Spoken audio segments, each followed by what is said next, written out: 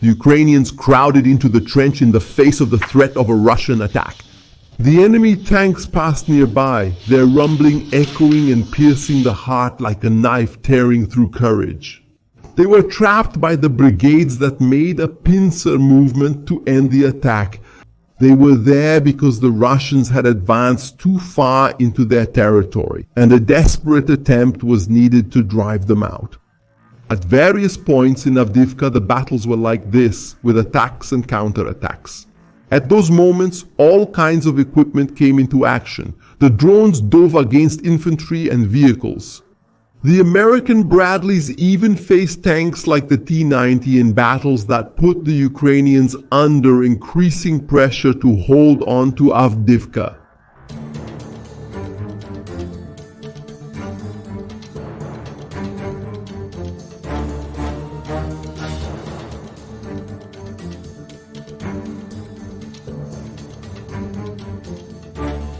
The Ukrainian and Russian soldiers bundled up when winter finally arrived in full force.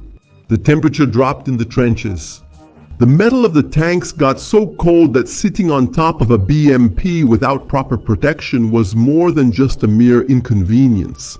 Wearing a kermet became essential for soldiers sitting on top of a BMP or in a trench.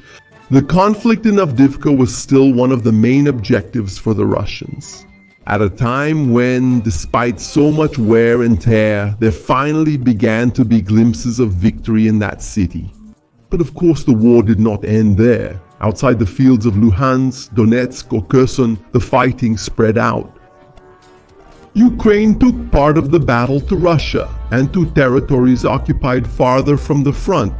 The Security Service of Ukraine and the main intelligence directorate of the Ministry of Defense sent drones that exploded at the Feodosia oil terminal in December.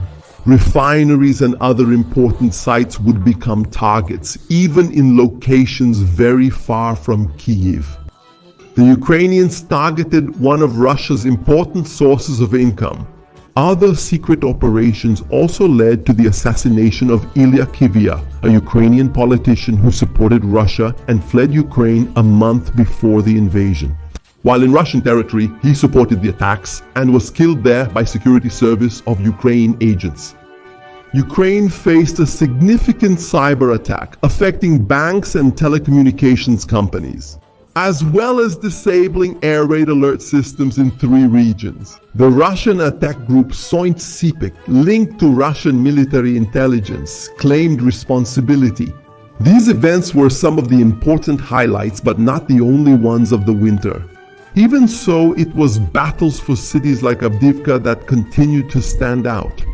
The number of deaths wore down both sides. But Ukraine was still holding out, despite the growing shortage of men and ammunition. The situation was desperate. The decrease in support from the United States felt like a betrayal. Now, at most, the Ukrainian artillery delivered 2,000 gifts a day to the Russians. Meanwhile, the enemies returned the favor with an advantage 5 times greater. The defense of Avdiivka needed to hold out for as long as possible, since the city was one of the few threats to the Russians in the occupied territory of Donetsk.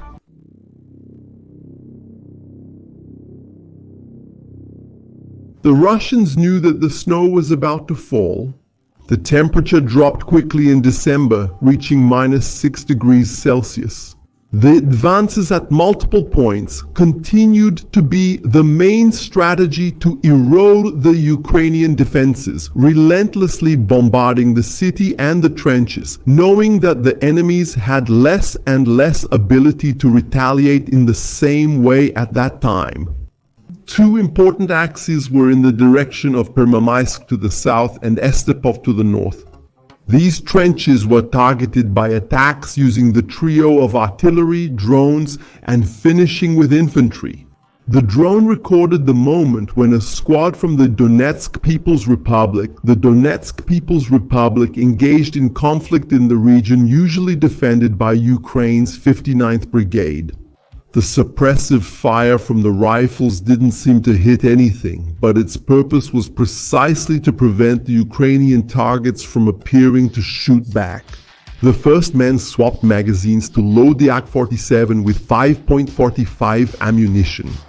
He advanced, unloading all the rounds in the direction of the bunker.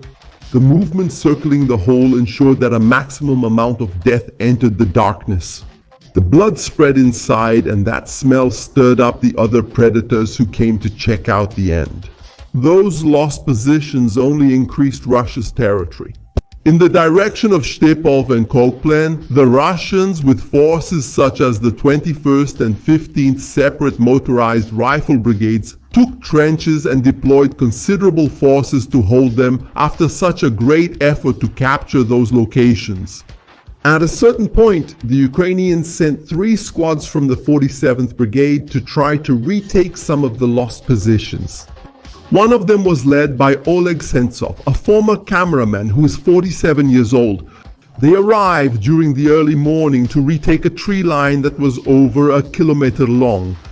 They hadn't advanced 50 meters before they encountered resistance. The fire of war flashed in the darkness while the sun was still lazily rising on the horizon. The thrown grenades created a flash that lasted only a few seconds, followed by the sparks from the ammunition leaving the rifles. Those launched by the Corps often landed near a certain spot, and a random throw almost took the lives of 2 Ukrainians. Sentsov kept ordering the men to use grenades to clear a path. It was already dawn, and the advantage of the surprise night attack was lost. The resistance was much greater than they had imagined. The light that came made it even more evident that the Russian defenses were deep, with lines of fighters already moving to reinforce them. 2 brigades began a pincer movement against the Ukrainian squads. Sentsov had to move along the trench to issue orders and try to coordinate the attack, which turned into a desperate fight for survival. In the middle of the gunfire, some had enough experience to calmly remember the orders, while others took positions preparing for the worst. Weapons jammed and the first wounded began to appear. The combat medics acted quickly. One of the group's medics, Riz, had to take a position to help with the defense. She pointed her rifle at the Russians as suppressive fire flew over the trenches to prevent the enemy's advance. The grenades thrown by her comrade made the Russians more hesitant to continue their advance. Their hearts trembled when they heard the sound of drones, and their eyes immediately searched for the threat above them, risking losing sight of the enemy ahead. One of the men cleared the path with his rifle to advance to a spot where he could throw the grenades accurately. Another one of them tried to follow to provide support, but the Russians were too numerous. Riz had to stop defending to assist one of his severely wounded comrades. Sentsov himself was grazed and needed treatment when they were completely surrounded. Recovered and keeping calm, he talked to the doctor about the situation. We must hold this defense to have a chance. 2 sudden pieces of information put us on an emotional roller coaster. Emotions. Rook, it's PC control. Now these boxes will be moving out. And we will try to pay directly to you. How long until the taxi arrives? The sound of approaching heavy equipment is unmistakable. I see him. Do we have an AT, damn it? The desperation to find an AT-4 was to launch 15.5 ounces of explosives against one of the tanks that were approaching. They ended up being interrupted as the armored vehicle was quicker to target them. The sound of the shell passing by was terrifying, and they hurried even more not to be detected. The explosions increased around the little box. The men crowded together as they waited for the results. Those more accustomed to war kept calm, while the wounded tried to squeeze even further into the holes and not get in the way. The Bradleys arrived for the rescue, ending a disastrous attempt to retake a lost position in the north of Avdivka. It was a poorly planned attack that practically obliterated 2 other squads. Sentsov's men had to be grateful for the luck of getting out with only 3 wounded. Bradleys would be key vehicles for the Ukrainians in this battle. Even though most of them were refurbished vehicles made in the 80s, they were still a significant threat to the Russians.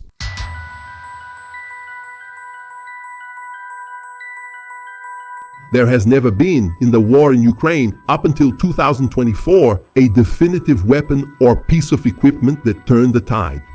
A lot was promised about Western tanks like the Leopard or Challenger as so-called game changers, or even the use of the Russian BMP-T or T-90, not to mention the eternal promise of the T-14 Armata.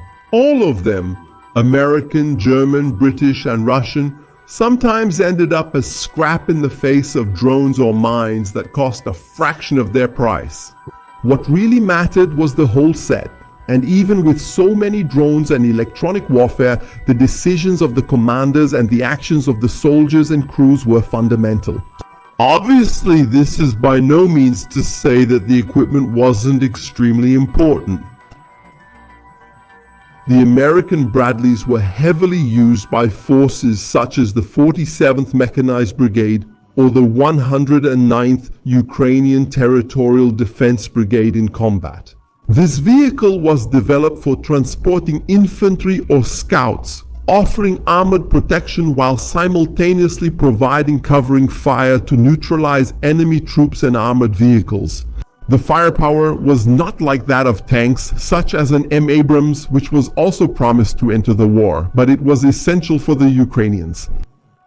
The 109th Territorial Defense Brigade welcomed the Russians in step-off with the Bradleys.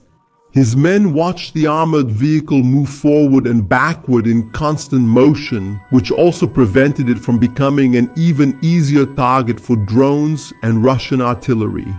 Shots from the 25mm M242 Bushmaster cannon shattered what was left of the Russian armored vehicle, which had previously been stopped by loitering munitions. The soldiers stayed inside the ruins of the houses, trying to protect themselves while at the same time shooting at what was left of the Russian infantry that survived during the assault. Once the job was done, the Bradley began to pursue the enemy soldiers who tried to escape through the tree line. The cannon fired rounds like the M791 to pierce armor, or the M792 with incendiary explosives. There were 300 rounds ready to fire with a reserve of another 600. The Russian soldiers did try, but the quick force of the Bradleys was a threat that had them hiding inside the ruins of the houses. In one of the Ukrainian counterattacks, the armored vehicle's fire shattered the bricks and the bodies of the Russians who tried to hide. Some tried to shoot back, but it was useless. One of them ended up dead on the ground where he tried to hide and shoot. The Russians ran through the rubble to seek shelter inside the basement.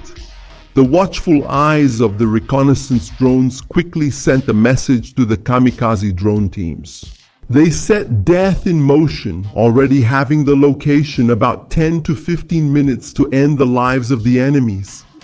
The loitering munition calmly entered the basement, exploding those who hadn't properly protected themselves in the deeper positions. If there wasn't a drone to take care of the surviving enemies, the Bradley made sure to bury both the living and the dead. It was part of the horror of war, finishing off the enemies no matter how. Human compassion was shattered in the face of the horrors of the world, where the soldier saw the enemy who didn't surrender as someone who would come back to kill him or his comrades. The Russians who weren't among the rubble watched as death overtook their compatriots. There, from the tree line, they imagined they had a chance to escape. The Bradley cut off their opportunity. The Bushmaster cannon started firing. It was easy and below its limits to fire up to 100 rounds per minute at the Russians, scattering explosions across the area. The 1,792 tracer rounds allowed them to adjust their aim. They continued to the tree line at high speed, breaking branches and bodies. The explosion blew everything apart within a 5-meter radius. The soldiers closest to the detonation were engulfed by the mixture of white phosphorus that emerged and ignited upon contact with the air, illuminating the area with suffering. third-degree burns consumed the skin and muscles, eating away living tissue down to the bone. Those who inhaled the smoke felt their lungs burning. Even though this was a deadly instrument and had done its job, the Bradley continued to be a piece of war equipment like so many others. Its crew was essential, and regardless of the armor, it was vulnerable to drone attacks. The Russians proved this in different ways. While retreating, the vehicle was still hit by an enemy drone that took too long to save its troops. The other Bradley, stopped in some position, became the target of artillery. The Lancet drones, so deadly in war, took out another one during its movement. In this way, it became yet another million-dollar wreck scattered across Ukraine. There was a case where, by luck, the cannon shot hit the Lancet that tried to attack the vehicle head-on. But there was an important fact. The crew survived, as often happened, due to the good engineering of the Bradley. The 47th Mechanized Brigade has used the Bradley since the failed summer counteroffensive and reported how the vehicle protected the crew from Russian minefields. Now in a defensive position, these men put their armored vehicles to work against the Russians in every way they could.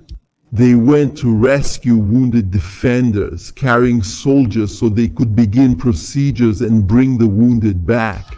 Meanwhile, the cannon provided cover by firing at the Russians who were still nearby. The danger increased both the urgency and the need for an armored vehicle to avoid Russian fire from the other side of the field. The enemies who did not surrender and remained hidden after the failed attack were not spared. The drones found one of them by the wall and guided the Bradley for another execution that proved the state of humanity in war. The Bradley's gunfire continued to defend the position by those walls, taking out all the Russians who tried to hide behind the concrete.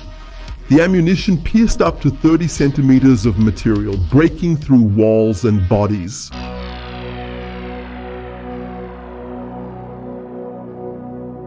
The Russians kept using the tree lines to advance towards Stepov. That was the chance they had. The BMPs dropped off the soldiers and went on alone to use their cannons against the Ukrainian bases. The shots exploded on the ground, keeping the men pinned down under their defenses. This gave the Russian soldiers time to advance through the tree lines and move among them to take up new positions. They were first met by cluster munitions. The shells spread out in the air, starting the process of dispersing the Russian wave. The survivors, wounded or unharmed, tried to crawl among the trees to minimize the damage. It was a desperate strategy, but it didn't work due to the variety of methods that war had available to erode flesh and spirit. The nearest Bradley opened fire to throw the Russians into despair. Crouched down, often with their backs to the sky, they didn't see the deadly descent of the drones. The explosions carried the souls of the Russians throughout the rest of the day, capturing their bodies in the light. As for the BMP that took them, it was up to Bradley to test the ammunition. Apparently, it was possible to penetrate up to 10 centimeters of steel with the Bushmaster's shots. On the frontal arc, the Russian vehicle was protected against 30mm cannon fire at a range of 200 meters. The Ukrainians' transport was much closer than that. Their initial shots did not penetrate the BMP. However, the armored vehicle fled with the crew hearing the storm of explosions and cluster munitions detonating around them. It finally stopped on the snow, watched by the camera of a kamikaze drone that began to descend to deliver the final blow to the Russian transport. Training to operate the Bradley took a year for the Americans. But some, like the Ukrainian chef, had to do everything in 40 days. He, who was a cook as we saw, drove a BMP-1 from the 60s before finally getting into a Bradley and felt like he was leaving a Lada and getting into a Mercedes. The real combat situation turned out to be very different from what he was taught, to the point that he would have something to teach the Americans about what it was like to fight against the Russians. He really would. The Bradleys had a history that the Bushmaster pierced Saddam Hussein's T-55 tanks during the invasion of Iraq. The BGEM-71 anti-tank destroyed the enemies of that time. Now it would be different. The M2A2s from the 80s and 90s would not be facing tanks designed in the 50s. Their challenges would be the Russian T-90 with a 125mm cannon, 12.7mm machine guns, and 7.62mm machine guns. The 1000 version of this tank had composite armor, which combined different materials like steel, ceramic, and other compounds. In addition to this thick layer, there were reactive armor blocks designed to explode when hit by a projectile dissipating its energy and reducing penetration. The Bradley crew was aware of this when they saw a flash light up on one of the streets in the direction of Steeple.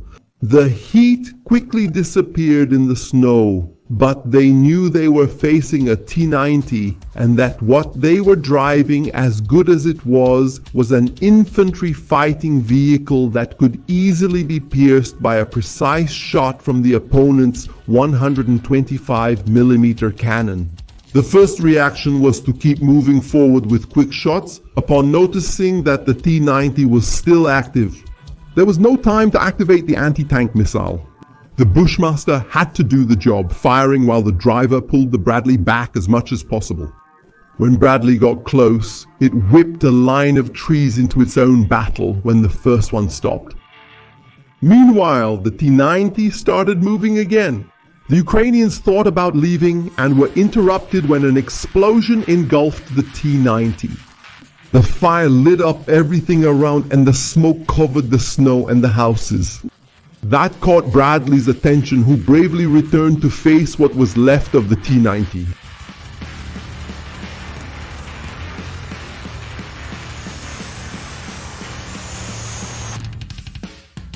However, in the middle of the smoke, the monster reappeared undaunted, not even caring about the explosions still happening around. When Bradley entered the street again, the T-90 was moving.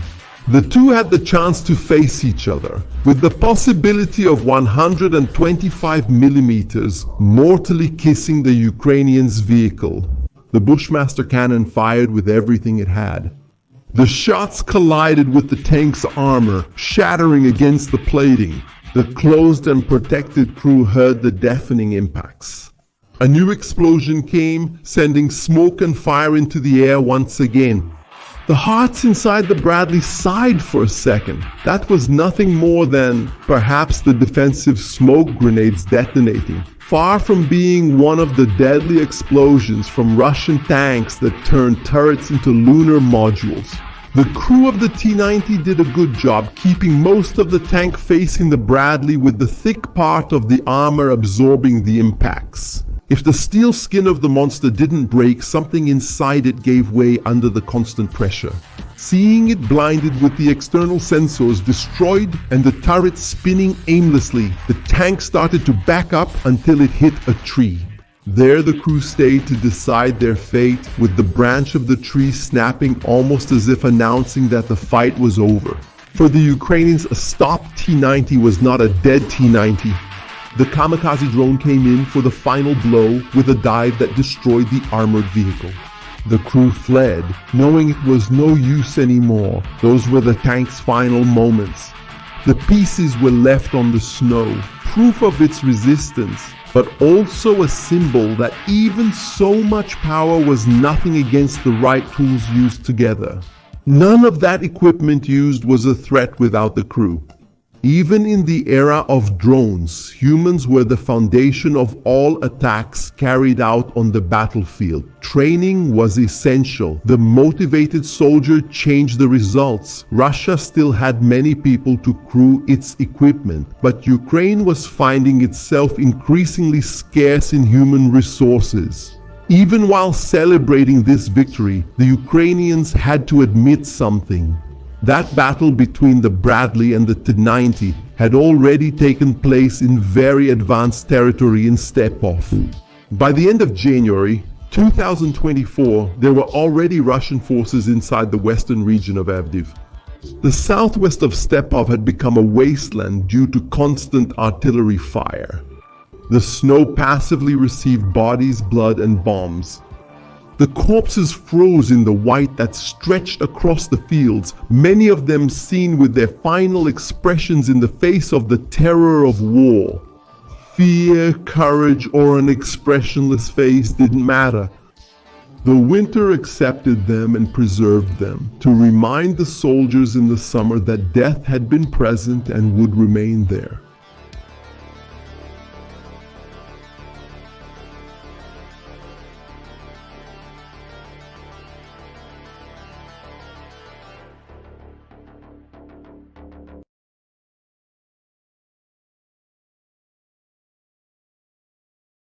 Subtitles by Adriana Zanotto.